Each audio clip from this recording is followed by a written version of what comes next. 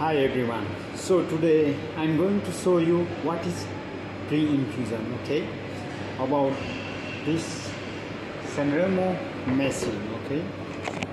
So guys, pre-infusion भनेको चाहिँ के हो भन्दाखेरि हैन पूर्ण पकाउने दबाव लागू गर्नु अघि कफी ग्राउन्डहरूलाई कम चापको पानीले बिस्तारै भिजाउने प्रक्रिया हो। The process of gradually soaking the coffee grounder with low pressure water before applying full brewing pressure, okay? So अब चाहिँ तपाईहरुलाई म यो हाम्रो चाहिँ Sanremo हैन Sanremo मेसिन क्याफेसेयर मेसिन छ हाम्रो चाहिँ हैन तपाईहरुले यहाँ मोडल नम्बर देख्नुहुन्छ। यो मेसिनबाट चाहिँ कसरी चाहिँ हामीले प्री इन्फ्युजन अन गरिन्छ भनेर म देखाउँछु है ल। सो म यो भयो हाम्रो अब Sanremoको सेटिङ। यो हाम्रो भयो हिट गर्ने, जस्तै यहाँ 91 छ नि 92 हामीले बढाउन पनि सकिन्छ है। हामीले चाहिँ 91 सेट हुन्छ। यहाँबाट कप अन, यसको मतलब योबाट हिट गर्ने, कपहरु हिट गर्ने, यो हिट छ अहिले कपहरु हैन। अब यहाँबाट अफ पनि गर्न सकिन्छ, यस्तो भयो।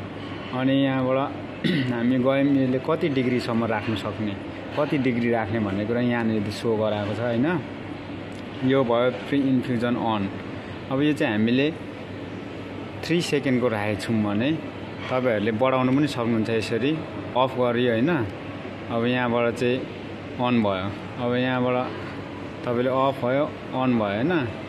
अब यहाँनिर जाने यो हाम्रो P1 हो, P2 भनेर यसरी गरिन्छ हैन। अब हामीले P2 मा सेट गरेको छौं प्री इन्फ्युजन चाहिँ। अब यहाँबाट बढाउन पनि सकियो हैन, तपाईले घटाउन पनि सकियो यसरी। हाम्रो चाहिँ यस्तो।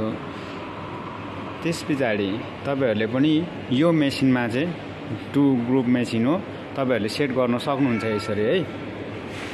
त्यसपछि हामी P3 यसलाई नै भनिन्छ, यसलाई भनिन्छ P3 हैन। यो चाहिँ हाम्रो बारिस्टा बटन हुन्छ। P4 यो भयो। यहाँ सबैमा उयो हामीले गरेको छौं।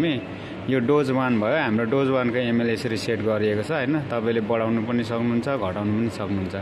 अब यो डोज 2 भयो, हाम्रो यो डोज 2 भयो। यो पनि सेम हो, यसरी गर्न सक्नुहुन्छ। अनि यो भयो हाम्रो डोज 3 हैन। डोज 3 मतलब चाहिँ यहाँबाट तपाईले डबल बटन थिचेपछि डोज 3 बनिन्छ है। डोज 4 भनेको चाहिँ यो तपाईले डबल प्रेस गर्दाखेरि डोज 4 हुन्छ। अनि डीसी